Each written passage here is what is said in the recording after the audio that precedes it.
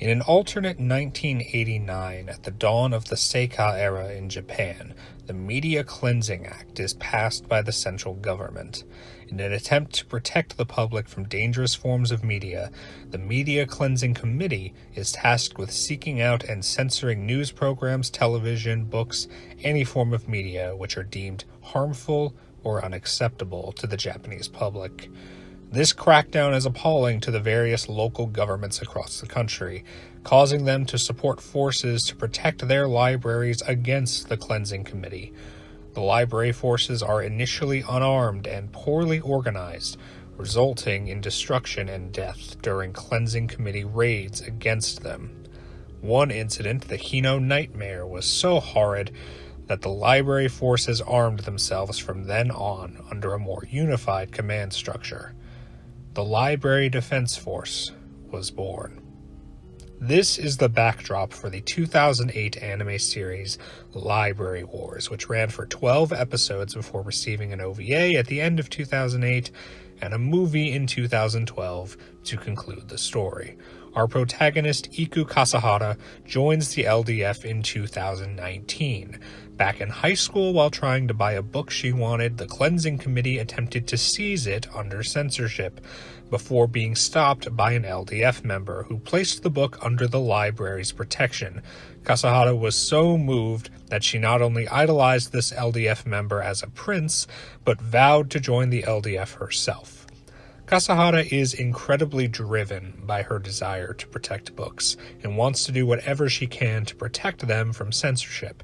She starts out rather irresponsible and brash, and often butts heads with her drill instructor Dojo. But over time, she and her relationship with Dojo do grow. She becomes more competent and dependable, while notably not losing her strong will to fight against censorship. It would have been very easy to write her as a character who loses some of her idealism over time, and personally I'm glad they didn't. Kasahara is definitely the standout character from the series, and one who I came to like and appreciate very early on. The other main characters, like Dojo, all serve their roles well, and each gets some level of spotlight and growth shown on them during the series run. Shibasaki is another favorite of mine, and her personality plays off the other characters, especially the more serious ones, really well. While the others may not end up among your all-time favorite characters list, they do fit together as a group very well.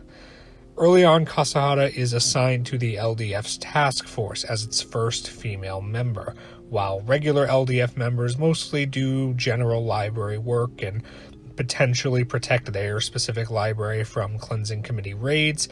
The task force members are the ones who, in addition to all that other stuff, actually go out and fight the Cleansing Committee's forces at various locations. They see the most action and thus the most danger. Kasahara ends up not only contending with the pressure of being a part of this elite force and of being the first woman to join it, but also the concern that her more conservative parents will be against her putting her life on the line like that should they ever find out about it.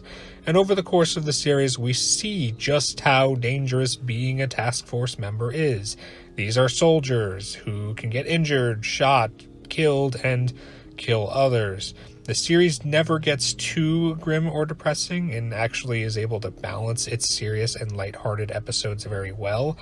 But that being said, the arc towards the end of the series gets especially intense. When this show wants to be dark, it will be dark. One of the interesting things about this series is simply how this world functions. It comes off as sort of a controlled chaos, so to speak. The LDF and Cleansing Committee shoot at each other in raids and cause casualties on both sides, but both groups play by a certain number of rules. For example, they aren't allowed to shoot at each other in residential areas, and those who do can get severely punished for it. The LDF has the ability to declare books to be under their protection, allowing officers with the appropriate rank to effectively just stop committee agents from confiscating books from stores and the like. simply by being there. Given that they can't fire on each other in a setting like that, it makes sense. The Cleansing Committee agents don't have a way to enforce their attempted confiscation when an LDF officer shows up. It's just an interesting way for things to function when both sides are effectively at war with each other, even if this isn't technically like a civil war. Most of the actual fighting takes place at libraries that are being raided by Cleansing Committee forces, or at, say, private locations where targeted books are located and both sides try to get there first to get control of them. The logic for this way of fighting comes from both the local governments going against the central government by being against the Cleansing Committee and supporting the libraries, but on top of that, there is gridlock within the government itself concerning the Media Cleansing Act. While the series doesn't delve too much into this, apparently the source material reveals that the Cleansing Act was passed in a fairly sketchy way without complete support for it. On top of that, there's a group within the central government seeking to reform the Cleansing Act from within, and they end up butting heads with the LDF later in the series. The reformers want the fighting between the two forces to stop, and are willing to give up the existing freedoms they have by ending the LDF in order to get more freedoms in the future, at least potentially. Naturally, the LDF and Kasahara especially aren't too keen on this proposal. You do almost wonder while watching the series why both sides aren't putting more of an effort into finishing the conflict. For example, the LDF isn't seeking some armed coup against the government to end censorship. They're just trying to protect the books that they can.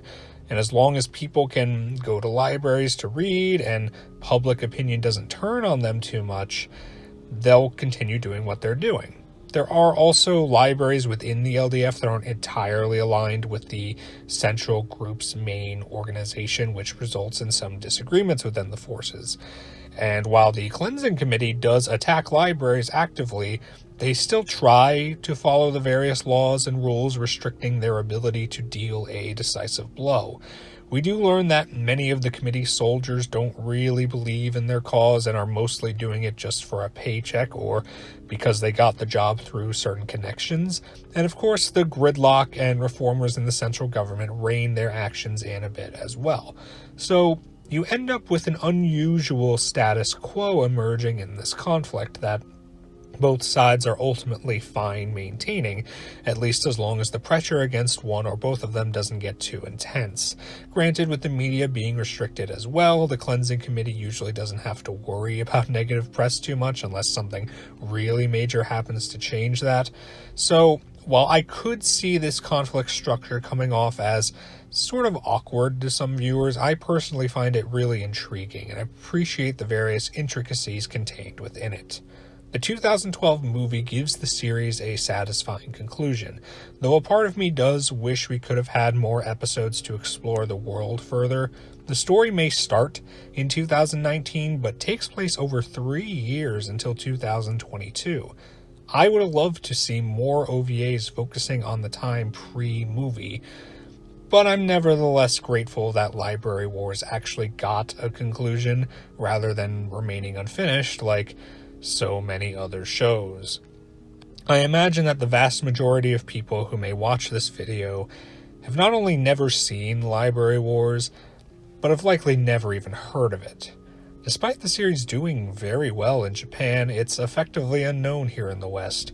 Perhaps it got drowned out by all the other great shows that got released in 2008, and I'm sure taking a while to even get licensed and never receiving a dub didn't help things either. I personally came across the series here and there over the years before finally deciding to watch it recently, and I'm very happy I gave it a chance. From its themes regarding censorship and freedoms, to its characters, to its world, and its tone, I loved this obscure little series. I wholly recommend it to anyone intrigued by the premise, and I hope that, in time, this gem won't remain hidden forever.